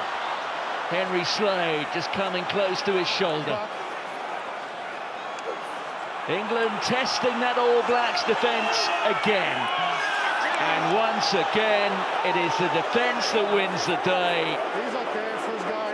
And New Zealand, despite the boos and the jeers, will have a chance to clear their lines. Leaves the ball.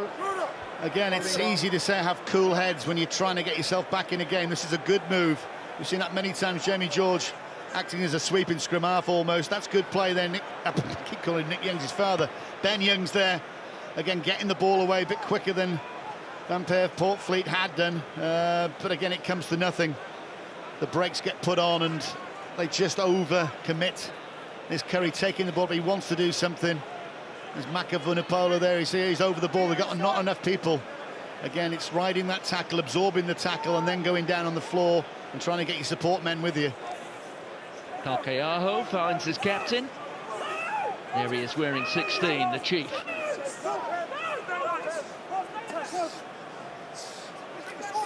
Tongan born, isn't he? And again, you just watch him carry the ball. He can really carry it.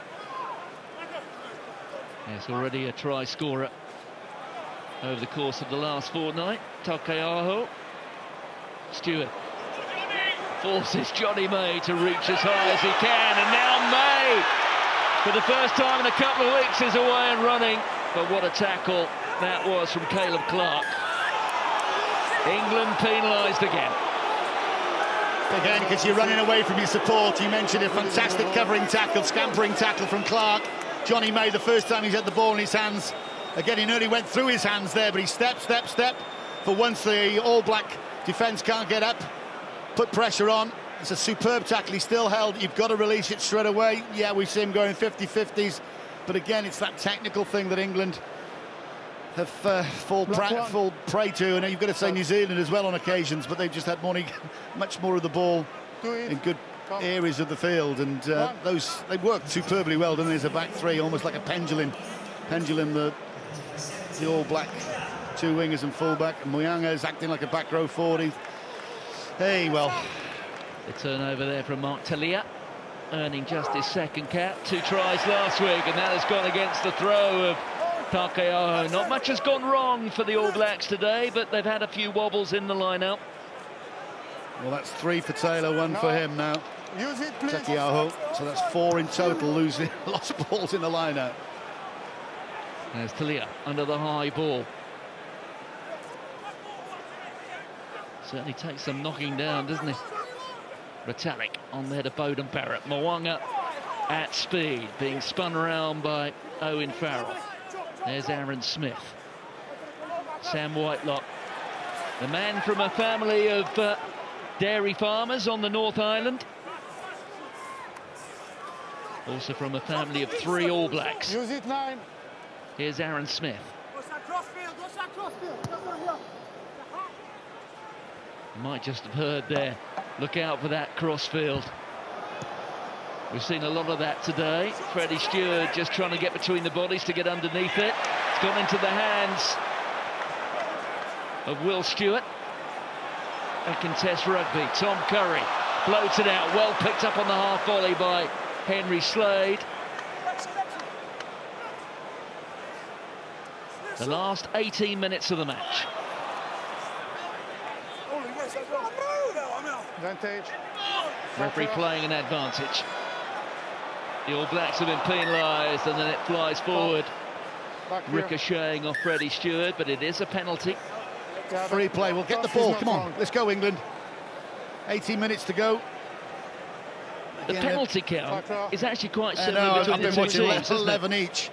But again, England's the only way England seem to get any yardage up the field is that kick. This time it goes, superb hands from Slade. He's a skillful lad. But again, he's got no space to work in. England have taken, what, 35, 40 seconds to decide to go into the touch, which is a good kick from Slade. You don't want to rush that part of the job. Now they have to score. I think this game has gone away from New Zealand. I'll be surprised if England do come back, but at least just show some real sort of passion and pride in the last 18 or 17 minutes. Time is up, guys. Time is The up. smart ball analytics telling us there just how close that was to the try line. TJ Paranara, who provided the crucial spark up at Murrayfield last week, comes on for Aaron Smith. Oh, he's quick. He's a live wire as well. New Zealand don't compete for it. Maro Itoje urging England. Jamie George is Saracen's teammate. Pops out of the side there. There's Farrell. It's all too easily read by that New Zealand defence, though. Can they find a way through this time? Mako Vunipola, another of the Saracens. There's Ben Youngs off the left hand that time. Johnny Hill, Billy Vunipola. Youngs to Jamie George, who had to pause on his run, lost his momentum. Tom Curry, Marcus Smith. There are plenty of white jerseys now. Good hands from Stewart onto Marcus Smith. Stop. It's been turned over by Artie Sevilla, but the referee had already blown his whistle, and it is a scrum to the All Blacks. Well, you can say that England are trying to play the All Black way. Unfortunately, they can't. They haven't got the skill level. Well, not used to it, I suppose they have got the skill level if they're trying to do that. Again, they're putting them under some controlled pressure at the moment, but again, it's just simple one-out rugby. They're puffing, they're panting. You got Johnny Hill acting as a fly half out there. I missed something, but that's can happen too. Ribbons is on, yeah, there's the big South African. Here there is a knock on.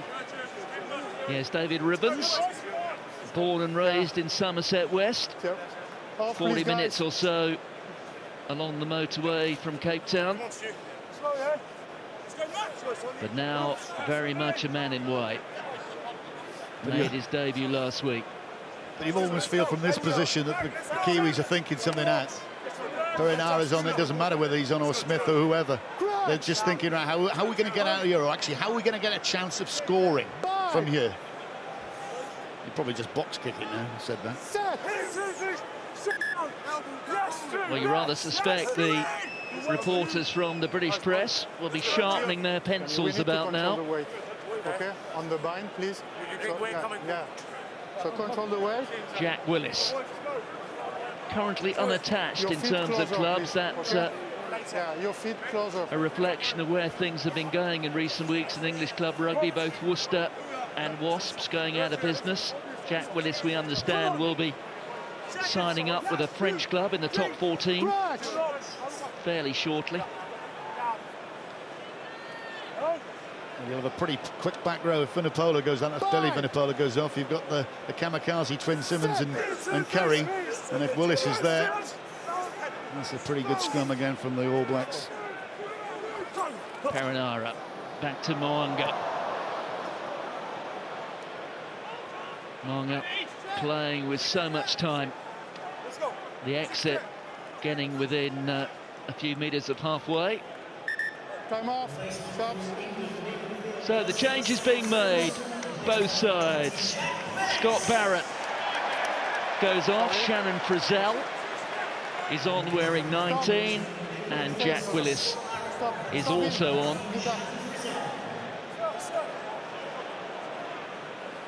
Some confusion over quite who Jack Willis is replacing. It's Sam Simmons who's being called to the sideline. Wait. Itoje fires it down to Youngs. There's Farrell. Through goes May. May on to Curry. This is better from England. Just slow now. Youngs. Itoje's got Vunipola. Crucial tackle coming from Geordie Barrett. There's Youngs again. The arm is out. It was slowed down illegally by the men in black. Ben Youngs going back. Here's Tom Curry. Well, time and again England have been in that so-called danger zone, but it hasn't proved too dangerous so far for New Zealand. Just the points off the boot at the moment. Marcus Smith hoists it. Freddie Stewart almost got there, but at some point that ball went forward and will retire here for the England penalty. Going the New Zealand way, going the aerial way, catch to compete, or kick to compete, I should say. It's great play there. It's good line from Johnny May on the inside of Farrell. It's about the first time we've actually broken anything from a set play. England have to go into the corner. They have to score now. Again, as I said many times, the clock is not their friend. It's not on their side, but a conversion try here. Another 7 points. That's a glimmer of hope. Well, both these teams have had 8 visits into the opposing 22. As Guy Porter comes on for Jack Noel. And in terms of judging just how effective those 8 visits have been, well, look at the scoreline. Top left-hand corner, penalty against England. Listen into this.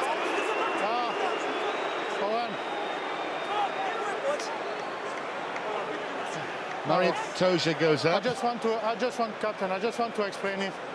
You throw the jumper across, okay, a reason run after somebody, but you cannot throw the jumper across. Okay, that's an infringement. He's basically, New Zealand haven't competed, they've actually moved away from the line out, and he's saying that England have thrown the jumper across.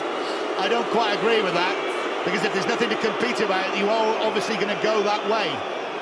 Again, this referee has given some peculiar decisions in his time, but he was 100% sure that is right. Toja, you're going to have to go that way. But he's saying you've gone too far, you've thrown yourself across the line. I don't know, but that's another opportunity gone.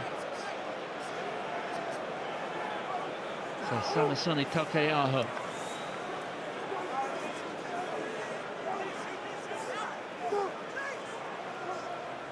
And it's there with the hooker. An Englishman has come in from the side.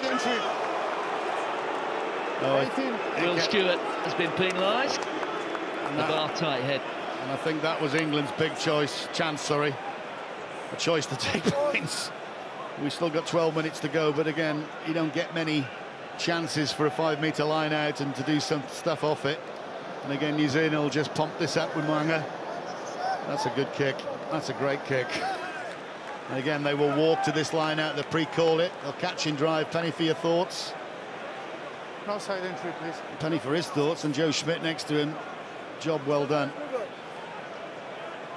Well, it's a 3-man New Zealand selection panel. 3 of the coaches. Ian Foster, one of them. Joe Schmidt and Jason Ryan as well. And they certainly, over the course of the year, appear to have found the right combination. Things working so well with the distribution of the talents of the Barretts as well. Geordie Barrett moving into the midfield. Bowden Barrett now well at home at fullback. There is Geordie. Tackle from Smith and Willis. It was a joint effort. Here's Perinara. Retallick. Perinara again. Carry from Frizzell. They're inside the England 22. Geordie Barrett. Papa Lee, who started things off with that interception of the pass of Van Poortvliet. That's a penalty again. See, Billy Vunipola giving a penalty away. They'll take 3. Back, the attempt at the drop from Bowden Barrett, who has chance to pick his spot. It is accurate, and New Zealand are up to 25. You just compound issue after issue when you try and defend and then you don't get away, and you know as soon as you put yourself in that predicament, Papali'i knows exactly what he's trying to do as well. He will hold on to Billy Vunipola, and actually Billy Vunipola and turn him with him, so he'll buy the penalty, but that's exactly what sides do. Great drop goal. I'm sorry. Bowden Barrett takes his Test match total to 720 points. Well, that was a well-worked restart from England. There's Ben Youngs. Marcus Smith, and Smith is through! Tries to go himself. In the end, he's cut down by his opposite number. And once again, England are into the New Zealand 22. And not for the first time. It's a penalty offence from New Zealand. It's got to be a card as well. There may be ramifications, I think you're right, Dowie. And they've got over, and it looks like they got it down. They're appealing. Well, it'll be easy to judge, because we could see that from here. Brian McNeice, the Irish television match official, will look at this. And there's a very good chance that England have, at long last, made a visit into that All Blacks 22 count. But first, not clear release, close to the England line on a line break, so first you go. Well, Bowden Barrett ends his 2022 season. No, it's a penalty kick. We will check that, thank you. I think Owen Farrell was asking whether it was a penalty try. No, you're going to be absolutely 100%. Or thank you, Captain. Give us space, they will finish the game with 14. So we will look at this now. I don't perceive the grounding. No, we don't have any grounding. So Brian, we just want to check what's happened. There is a clear infringement close to the Ingo line, so I give a yellow card to the 15. But after they arrive in the Ingo, so can we check a potential grounding, please? Okay, we'll check for a potential grounding. Stand by, please.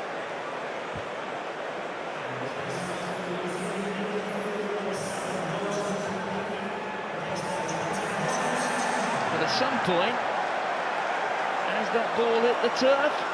Oh, I'm not sure it has, you know, Dowie.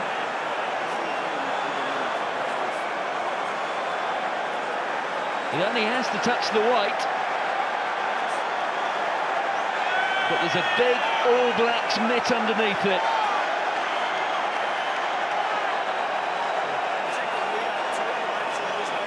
Difficult one. You've seen him give and you've seen them haven't, isn't it? It's gone back. It's over the line there, you see, but again, his hands underneath the ball, He's pushed the ball back. He didn't give a try, so the referee didn't give a try on the pitch. He just says it was... Yeah, sorry. Can we have all the picture, please? From the infringement of the All Blacks until the grounding, please. So where do you want to start here, Matthew? Yeah, we want to start on the previous ruck, on the infringement, where I give a yellow card against the 15 black, please. Okay. I just want to check if there is a potential penalty try here. Okay, we'll go from the very start. Yeah, stand from by. the very start, stand please. by. Thank you. Right, so we seem to have moved away from the potential of a grounding.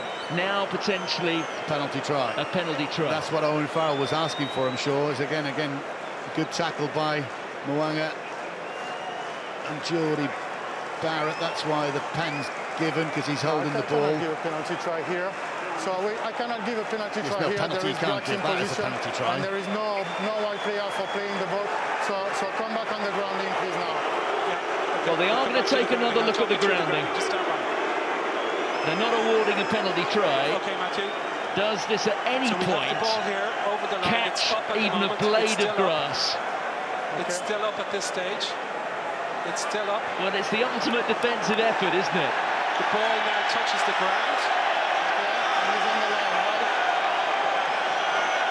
I don't know how you can give that one way or the other. If it's actually still touching the goal line now. If you stand by, it's still up here. I think it's Still Richie up Mwanga who does his best here. Still up here. And is now on the ground and is on the goal line. Well, Brian McNeese appears confident that that's hit the white line, in which case it'll be a try.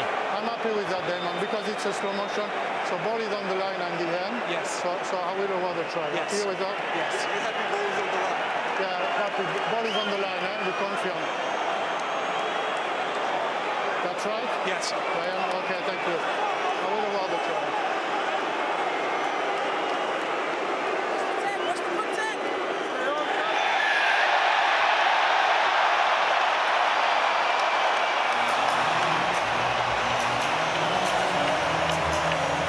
Well, England will have a one-man advantage for what will be something like 8 minutes. And they have the opportunity to narrow the deficit to 12. Well, if he doesn't get it, it's the 2 converted tries, isn't it, to come back? Hope of all hopes. Makes it 13-25, so do my maths, yeah, 27.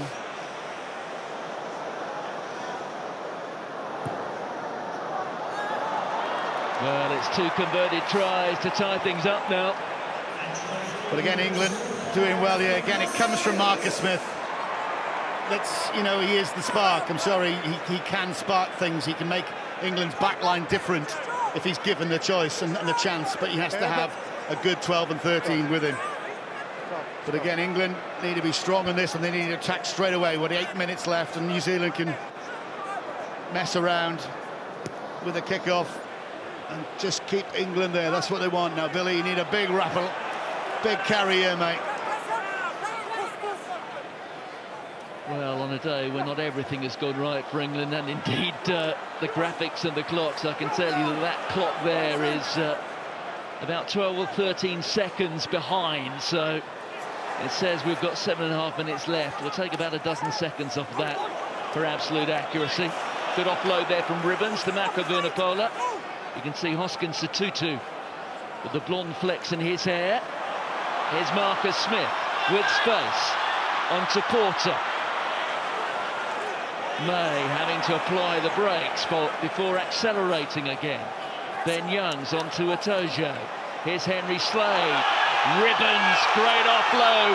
Now there's space for England. Now they're starting to flow. Freddie Stewart getting through Mo'unga. Here's Ben Youngs onto Mako Vunipola. The tackle from Whitelock. Youngs again. Stewart. England have another. The game remains alive. Why do we take till the 73rd minute to start playing? Why, oh why, oh why? They can play. They can move the ball. They can offload. Here you go, out the back. Marcus Smith once again, out to the side, out to the edge. Don't die with it, Johnny May. Come back inside. That's what he does. He doesn't look for contact. Ribbons. Where's that made? Farrell in space. Stewart just carrying. Hold on to that ball, lad. Hold on. He does. And then it's just a matter of numbers. 2-1. Doesn't need the man outside, scores it. Where have we been? To the 73rd minute.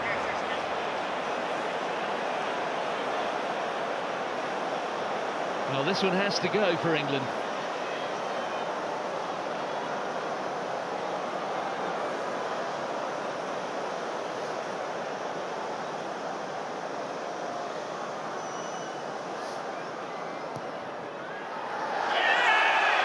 And Smith has done it. They're within a converted try. 5 minutes to go. England have hope. Well, you know what they've got to do. New Zealand will be waiting, but you play like that precision rugby. It's high-risk rugby. Everyone's jumping up in the air. They're too frightened to play it from the first minute. New Zealand weren't, that's why they built the lead. This would be the most amazing comeback if England could do it. A converted try to draw. Converted try to draw. Well, the Hillary Shield does not yet know its ultimate owner. England, well, they've got themselves at least a base camp. Can they now get to the summit? Yes, that'll do.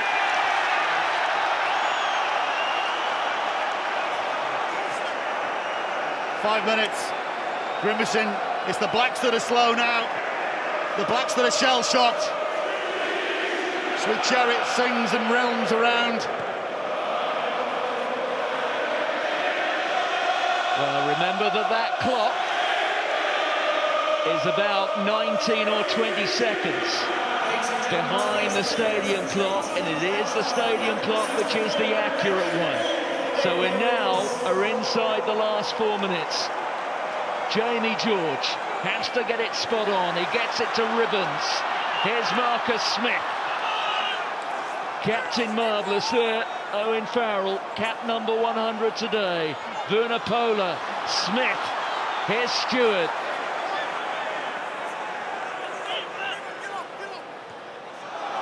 Ben Youngs with a chip over the top, but nobody was on the same wavelength. And that's too easy for Geordie Barrett. But there might just be a little bit of panic now. The carry forward from George Bower, and it's a penalty to New Zealand. 18. Penalty to New Zealand. And again, it's relief for New Zealand. Maka Vunipola, he started carrying, he's going back to some of his best form. Ben Youngs, the cheeky little chip over the top. I'm not back with that one at all. It turned New Zealand, forces them to play out. Unfortunately, England were flying up, as they would be. Their line speed too fast, offside. And again, it's the All Blacks now, the walk. It's not their greatest kick. They just want to get out of town at the moment. They played brilliantly for, what, 73 minutes or so? And then England hit them with a, you've got to say, a dubious try. Without you take anything that's going when you haven't performed. Now this is the line-out, I believe. This is the line-out. And I think the best advice for Tokeaho, go nowhere near David Ribbons. And he goes short, and he goes to their own new centurion, Brodie Retallick. And the clock in the stadium says we're very close to 78 minutes. That is the accurate one. Referee, just for a moment, put the whistle to his lips once and then twice. Geordie Barrett, straight back into the traffic. New Zealand are playing the clock. This is a dangerous game, though. The referees penalised sides for going off the feet constantly today, this afternoon and this evening. Use it now. That time it was Shannon Frizzell who almost fell to ground.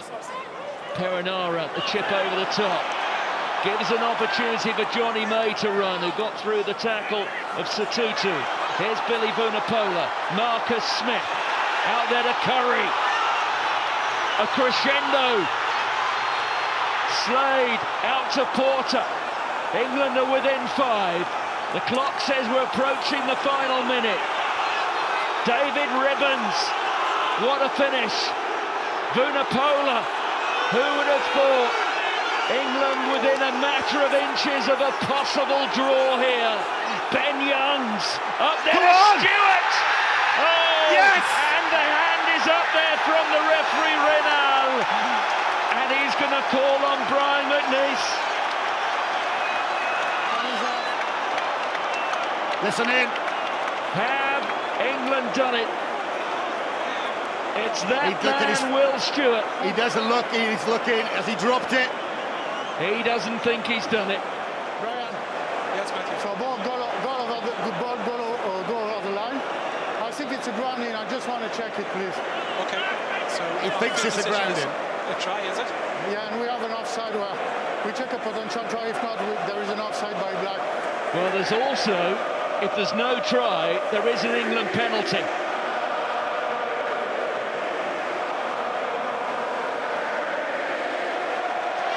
That's down. That's a try. Yes, Matthew, the ball has been grounded.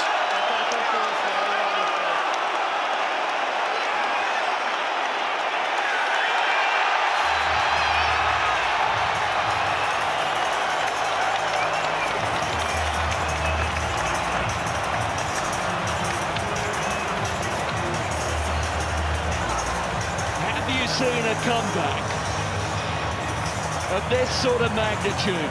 England were down and out, and now they are just a straightforward conversion away from what would appear to be almost certainly a draw. We will have time to restart. There you go. Marcus Smith adds the 2 points. It's 25 points apiece. That's some noise. Again, they've just started playing. This is what this England side can do. Perenara's done something in back play here that's come off. Reserve scrum off is absolutely... He can hardly walk. I think his knee's heavily strapped. Well, that looks rather like a calf or an Achilles to me. Unbelievable. I have never seen a game like this when one side has been so dominant for 70-odd minutes. The other side just scratched the way back into it and then all of a sudden exploded.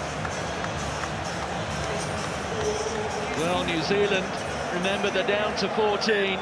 They're now without a scrum half. David Havili has come off. We have chance for one more play.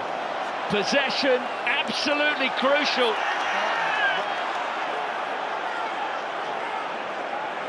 What England will do. Will they be satisfied with the draw? They are. Marcus Smith fires it into touch. Mathieu Reynal blows his whistle eventually for the end of the match. It is a draw, but what a remarkable draw. Unbelievable. One of the most amazing games I've seen as far as a team coming back. I don't like the way it's finished. The crowd didn't like the way it's finished. They fought their way back in. I can see why they did it. They didn't want to lose it. Well, they had lost it and they just started playing. I don't know where this England side needs to go. Unbelievable play, unbelievable tries at the end. Final score at Twickenham. England 25, New Zealand 25.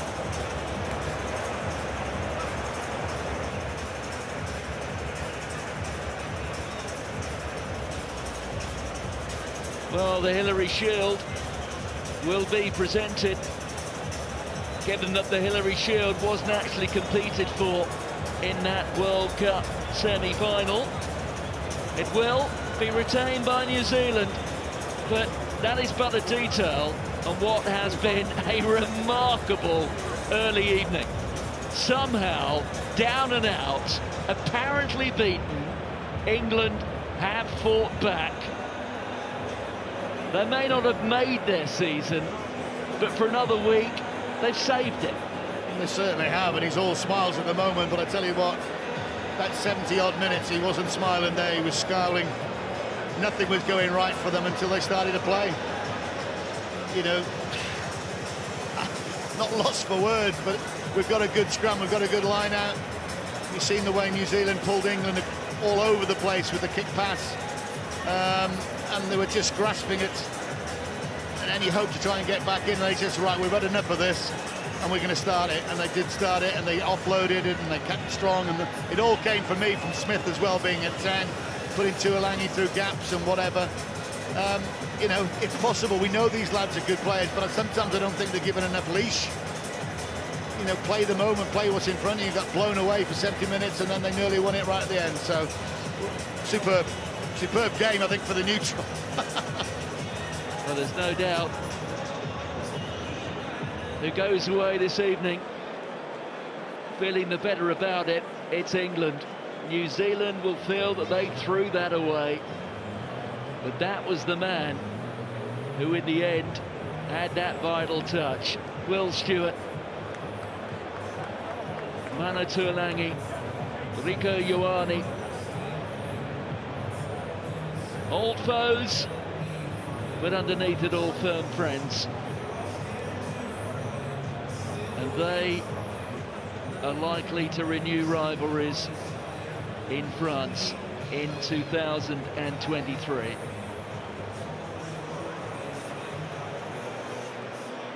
Marcus Smith, well, in some ways, that injury that the captain Owen Farrell picked up at the end of the first half, it almost gave Marcus Smith more licence. Is that a fair point? Absolutely, and that's where he's got to play, but he's got to be allowed to play where it is far, when in Eddie Jones's eyes, sometimes it's far more structured, isn't it? You know, the 10s and the 12s have to do this, and we kick a lot, and we box kick too much. Well, they weren't allowed to do that because they had to fight for their lives, and they did.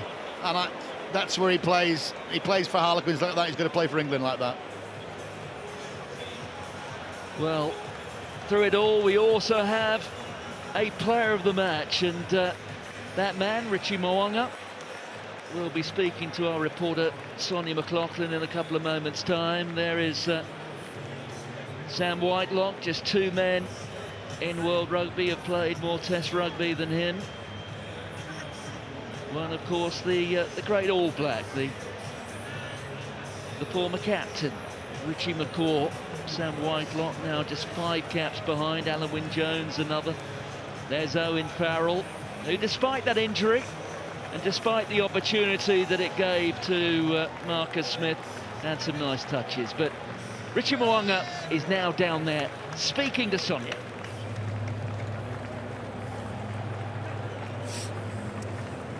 Well, Richie, I don't know whether to say congratulations or not, because you look like you had that game won. Does it feel like a defeat? Yeah, a bit speechless, to be honest.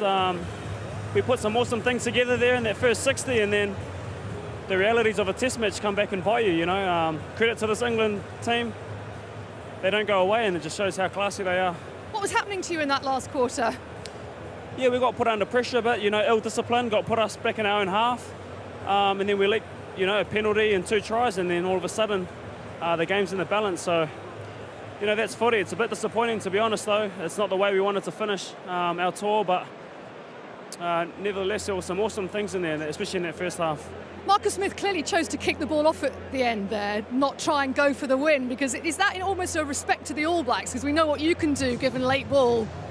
I don't know what their mindset was, but our mindset was to try and get the ball back from that short kick-off. And were you, in your mind, were you thinking we can still win this game? Yeah, so we went for that short kick-off to try and get the ball back. And, you know, it's a bit, you know, I don't know how to act with this 25 all, but we wanted to win the game, that's for sure. And, yeah, it was a bit surprising, but, you know, for them to come back and get that many points in that last 10 minutes is awesome in itself. You haven't lost in the last 7 now. Where are the All Blacks as you build towards the World Cup? I think we're building nicely. I think this team is awesome in the way where our bonds and relationships are. We've been through some up and downs this year that's made us really strong as a team, and, you know, come together as brothers. And I think there's a lot of learnings that we can take on the field, so then in crucial moments like that in the end 10 minutes we can really execute. Thanks for your time, Richie. Thank you very much. Cheers. So New Zealand's sequence of 6 straight victories comes to an end. They end their 2022 with 8 wins, 4 defeats, and now a draw. Let's speak now, or hear now, from the All Blacks captain, Sam Whitelock.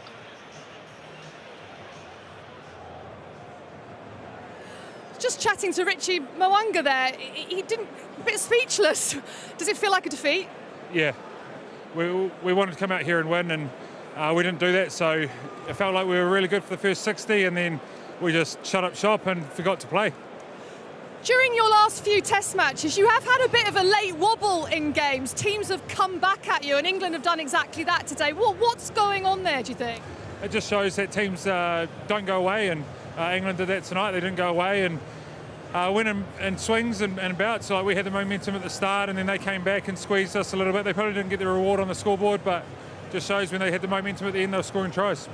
You took your tries in that first half really, really well. It's something people always say about the All Blacks. They're so clinical.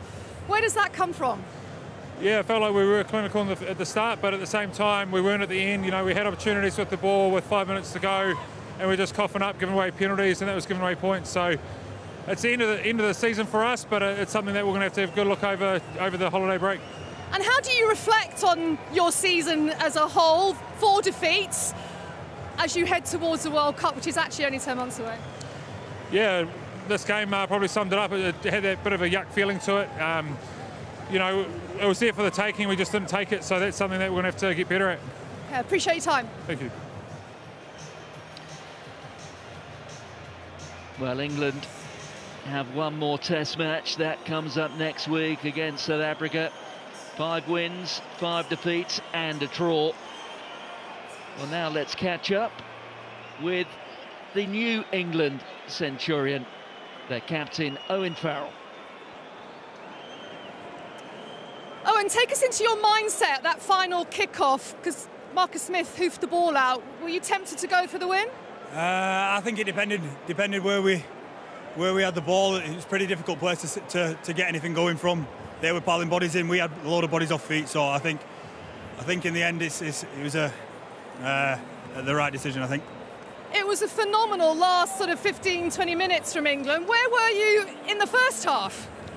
Well, obviously they came out firing, and we probably added a few errors on errors like we did in that first game against Argentina, but it didn't feel like we were far off.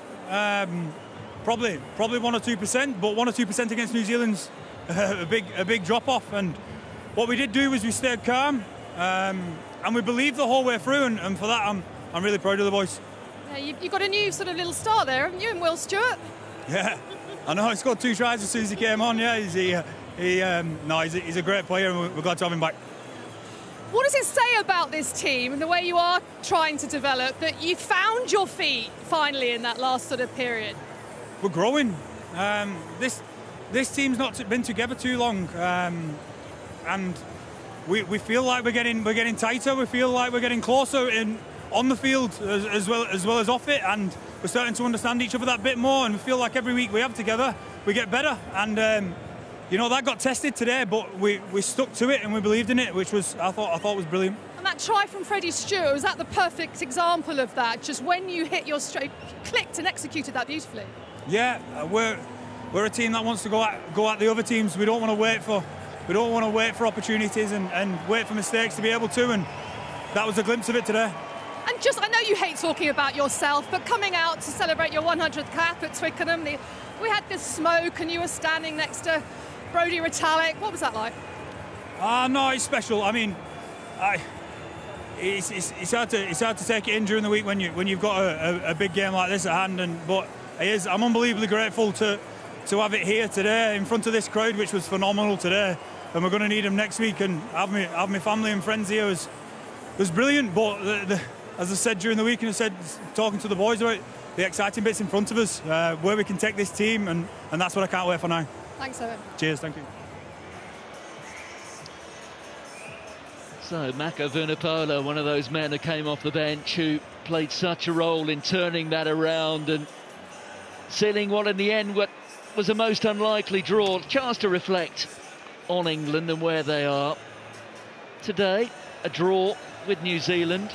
On reflection, that certainly where they were was a good result, but does it paper over the cracks, or does it hint that there are green shoots there with England? I suppose you've got to say a bit of both. You know, you've got a situation that they literally were dead and buried. They'd gone. They hadn't played any rugby.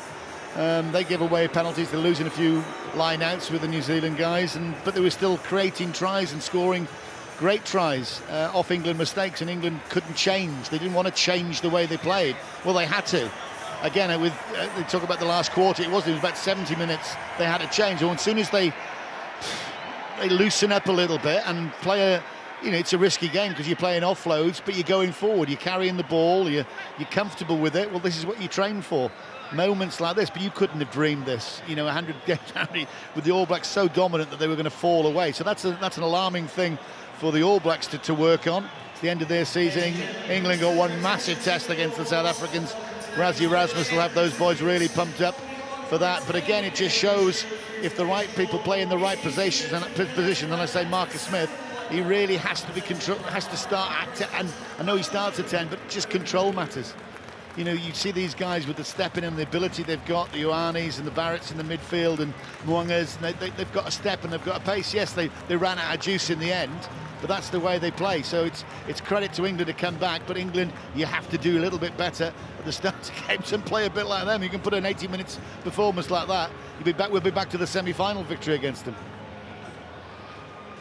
Well, we are awaiting the presentation of the Hillary Shield, and I guess there was a script and there is a protocol about collecting it. I wonder if there was a script though for a draw.